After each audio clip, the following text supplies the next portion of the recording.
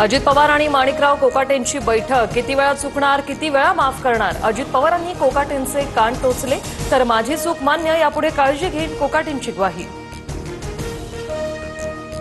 राजीनामा घेण्याऐवजी माणिकराव कोकाटेंचं खातं बदलण्यात येणार, सूत्रांची माहिती. कोकाटे ज्येष्ठ नेते, यावेळी समज द्या पण कारवाई नको, राष्ट्रवादीतील मंत्र्यांचं मत. माणिकराव कोकाटे उत्तम कृषी मंत्री, राजीनामा घेऊन नका, शेतकऱ्यांच्या शिष्टमंडळाची अजित पवारांकडे मागणी. तर हा विषय आता माझ्या हातात नाही, अजित पवारांचं शिष्टमंडळाला उत्तर. माणिकराव कोकाटेंचा राजीनामा झालाच पाहिजे, अजितदादांनी तंबी दिल्यानंतरही कोकाटेंकडून चूक, सुप्रिया सुळे यांची मागणी.